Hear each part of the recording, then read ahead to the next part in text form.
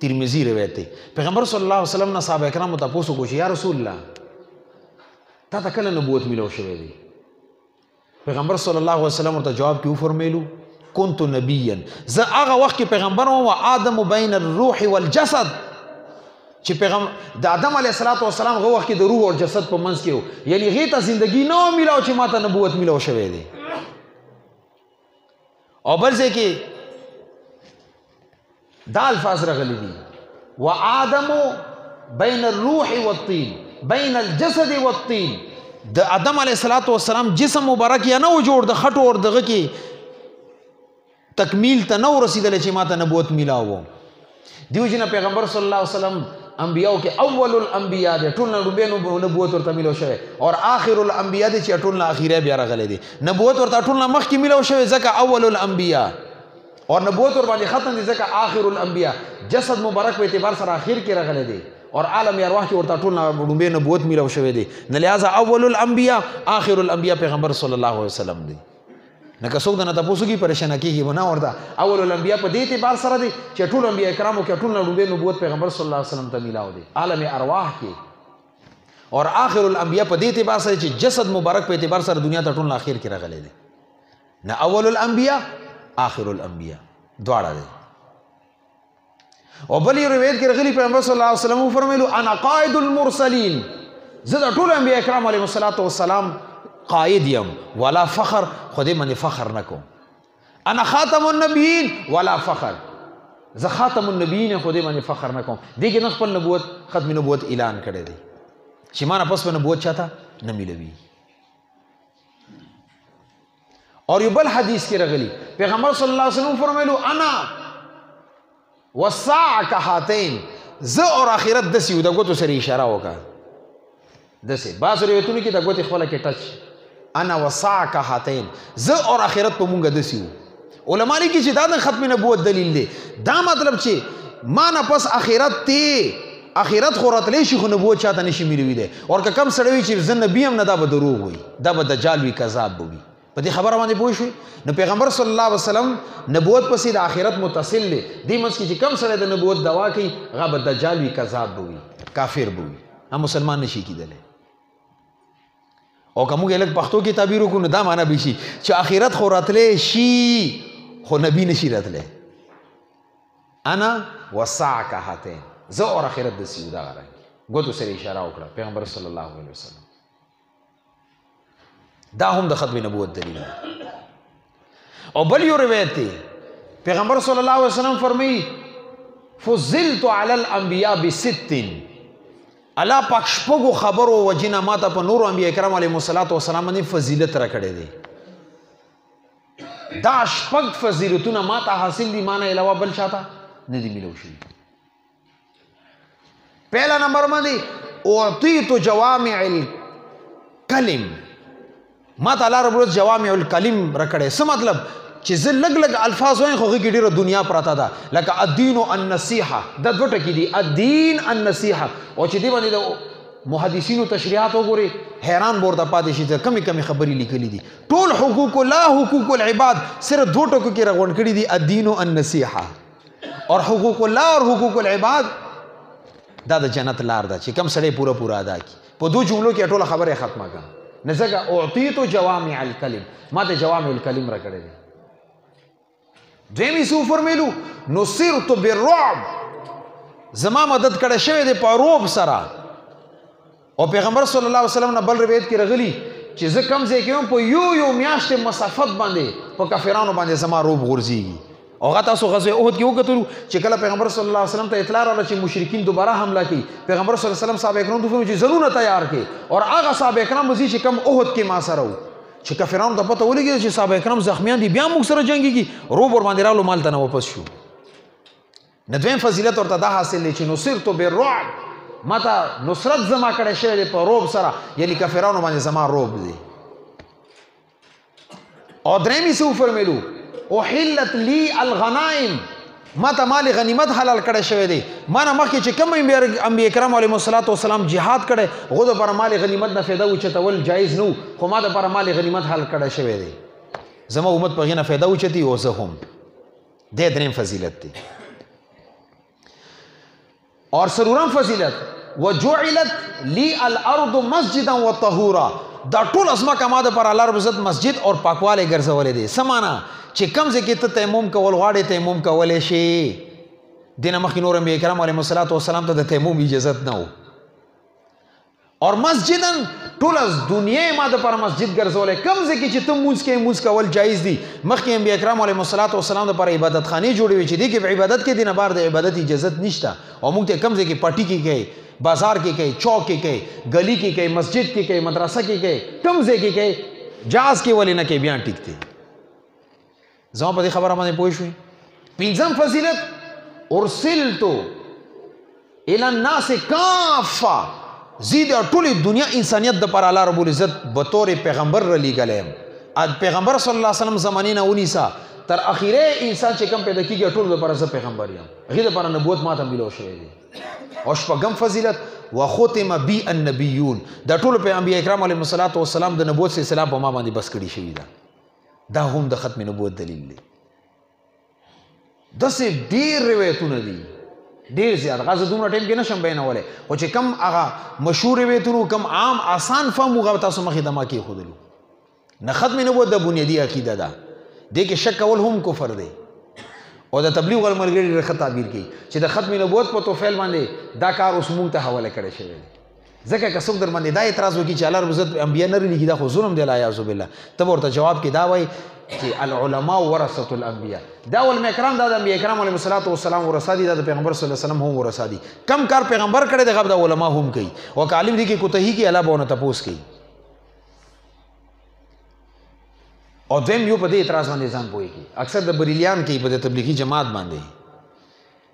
هغه وایي چې دا مسایل بینول دا د علماو کار دی، تقریر کول دا د علماو کار دی، د عوام پکې څه کار دی؟ تبلیغ کوي، 4 میاشتې لګي، کال لګي. هغې ته ما پر اشاره کېږي، آسان جواب یې دی، هغه نه پوهېږي. ته خو پوهېږي که نه؟ یو دی مسایل، یو دی فضایل. مسایل اور فضایل دا دواړه بینول د علماو کار دی، خو که عوام صرف فضایل بیني نه، هغې ته اجازت شته. اوس که یو ملګری راپاسېد هغه دا ویلي چې کم سړی څلوېښت ورځې تکبیر اولا سره موضوع کې هغه ته 2 پرمانی ملېږي، یو به جهنمي نه وي بل به منافق نه وي. نه دا خو عام فضیلت خبره ده. حدیث خو که عالم یې بیني ټیک ته، او که عام سړی بیني ټیک ته. البته مسایلو بینولو دې ته اجازت نشته دی. کیدای شي دا مسلې کې غلط شي، عوام ګمراه نه شي.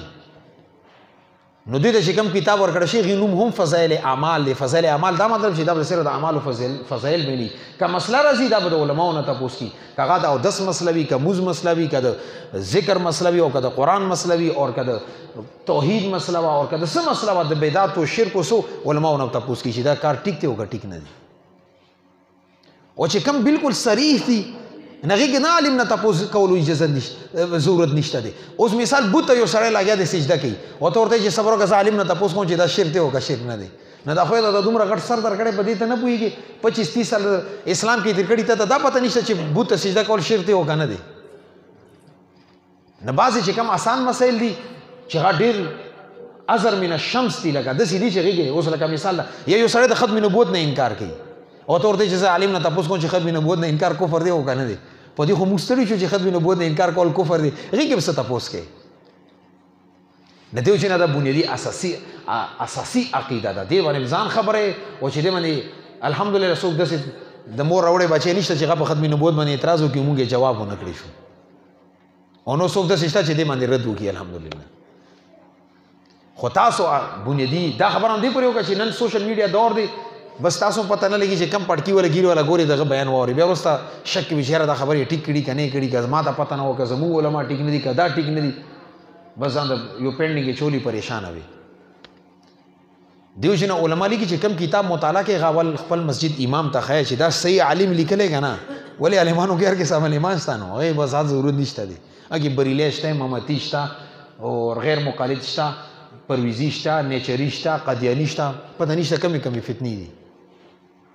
همدغه رنګې چې بیان واورې هغې کې به تپوس کوي چې دا علما حق علما دیوبند دی او که نه دی، او که نه وي بس مې واوره، څه ضرورت دی؟ او داسې مسله به وي نه چې هغې باندې علما دیوبند الحمدلله بحث نه وي کړی، یا خپل موقف نه وي پیش کړی، یا دلیل نه وي ویلي، نه بل عالم ته څه ضرورت دی؟ د دې وجې نه دې عقایدو نه ځان خبرول پکار دي. دویم الحمدلله تاسو ته پته ده د نږدې وخت کې زموږ کم نیشنل اسمبلی د قومي اسمبلی یو بل پاس کو، ترمیمی بل 2020 په نوم باندې، هغې ته یې نوم ورکړی تحفظ ناموس صحابه و اهل بیت. رضوان الله تعالی علیهم اجمعین.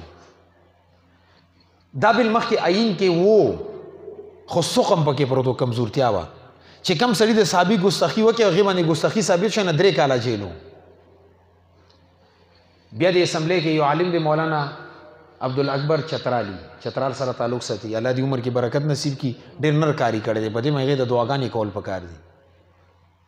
هغې بل اسمبلی کې پیش کړو اور اسمبلی کې دا تپوس وکړو د سپیکر نه چې پاکستان آئین کې دا لیکلي شوي دي چې عام شهري که ګستاخي وشو هغې باندې به 15 کاله جیل وي، اور چې کم سړی د صحابي ګستاخي وکړي هغه باندې 3 کاله جیل دی. دا زموږ عقل نه مني. یو خبره یې ټیک ده که نه؟ ولې د شهري نه د صحابي درجه کمه ده که څه؟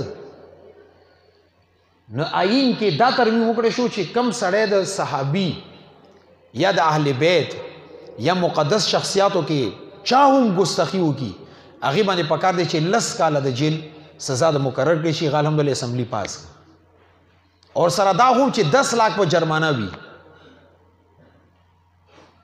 نو دا الحمدلله یو ښه قدم اوچت کړی شي. اگر چې دا مونږ دا وایو چې کم د پیغمبر صلی الله علیه وسلم دور کې یا خلفای راشدین چې کم نظام پرېښی دی هغه کې د صحابي ګستاخي دي نه سخته سزا ده، خو چې کله آئین کې یو سزا موجوده وي نو بیا تاسو دا عام خلک ته چاته وایي چې دا چرس ولې نه خرڅوي، هغوی چېرې هلته سزا راته ګورنمنټ راکوي.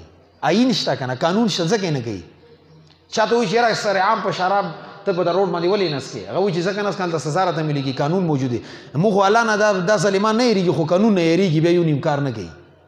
او دا چرس خرڅول خو حرام دي که الله ویلي چې دا حرام دي، خو د الله د یېرې نه پرېږدی خرڅوي، خو هلته قانون نه یېرېږي چې د پولیسو نه بیا ډانډو سره ټکوي نه خرڅوي.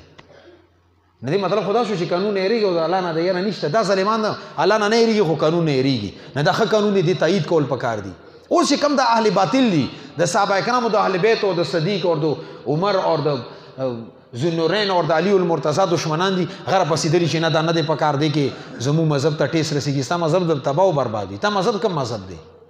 هغه څه مذهب دی چې هغه کې کنځلې کول عبادت وي، چې کم کتابونو کې دا لیکلي شي چې صحابو او صحابه کرامو پسې کنځلې کول ثواب دی، دا مذهب دی. کنځل خو تا نه بیا یهود او عیسایان ښه دي، هغه وایي چې کنځل بد کار دی، او ته وایي چې کنځلې کول عبادت دی، نه تا نه خو بیا هغه ښه دي مذهب په اعتبار سره. دا لا پرېږده یو دهري چې د الله ذات نه منکر دی هغې ته وایي چې دا کنځلې کول بد کار دی که ښه کار دی، هغه به درته وایي چې بد کار دی، هغه سره مذهب نشته. او ته سره د دومره ډوزو چې ما دومره غټ مذهب دی هغه کې کنځلې کول عبادت وي، دا څنګه مذهب دی؟ نو د دې وخت کې راپاسېدلي دي هغه چل دی او دغه چل دی دغه چل دی. نو که دې کې یو طرف ته دا لیکلي چې تحفظ ناموس رسالت یا ناموس صحابه، نو بل طرف ته ورسره اهل بیت دي که نه، ته خو اهل بیت نه علاوه نور څوک منې نه. مونږ څنګه د ابوبکر رضی الله تعالی په ګستاخي خفه کېږو داسې اهل بیتو په ګستاخي خفه کېږو. مونږ په دواړو باندې الحمدلله ایمان دی، دواړه د زموږ د ایمان حصه ده. ته خو ادا تیتر اډه بټیر نیم منې نیم نه منې. نه چې دې کې کم خلک سوکم پیدا کوي یا په دې باندې اعتراضات کوي، دا انشاءالله ثم انشاءالله این خیال سو مال سو مجنون است، دا انشاءالله دا قانون به وي، دا به پاس کېږي، سینټ ته به ځي انشاءالله پاس کېږي به. او که دې وایي چې مونږ روډ ته روځو نو الله په مونږ ته لاسونه خپېره کړي، بیا روډ غنه ټیټ الحمدلله مونږ هم بندولی شو. که ته احتجاج کوې تا نه ښه احتجاج زه کولی شم، که ته مظاهره کوې تا نه ښه مظاهره زه کولی شم الحمدلله. او که ته د خولې باندې بقواسات کوې فضول غول غوښې خورې، ما ته الحمدلله تا نه زیات سپیکینګ پاور الله پاک را کړی دی. تا اواز خو څوک دننه ګلې کې نه اوري، زما اواز ټول پاکستان الحمدلله واوري.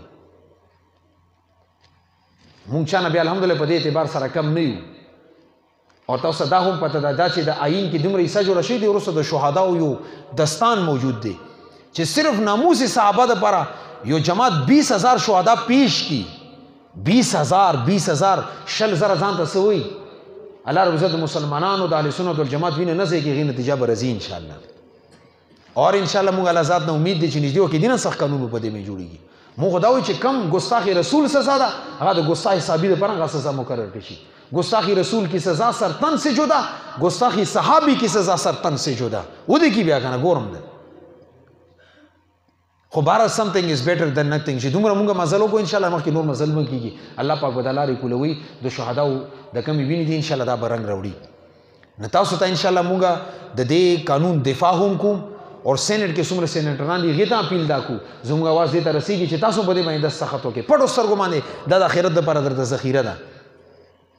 او کده د پر مثال په تور باندې علماء مونږ تداولو چې کال دی روزه احتجاج بکو یا به مظاهره کو چې سبي ان شاء الله تاسو ورته تیار اوسئ ان شاء الله ولې د آئین او قانون چې کم د شریعت مطابق دی د دفاع وکړو نور خاصه داله زموږ د دونو کې لاړ میکاله قانون پروت دی او چې کم د نور نظام دی کې د لاړ میکاله قانون دی چې کم کم ځای کې یو اسلامي اصول رضی غي دفاع به کم از کم کوم کنه ان شاء الله سنه درجه کې نه دې لپاره به ان شاء الله قانون نه ځان هم خبر کې د دې دفاع کول هم زموږ تاسو ذمہ داری ده او چې کم خلک په دې باندې اعتراضات یې جوابات کوو او د دې قانون ان شاء الله دفاع به هم کوو ټیک دی کنه ان شاء الله سبحان الله وبحمده سبحان الله العظیم سبحانك اللهم وبحمدك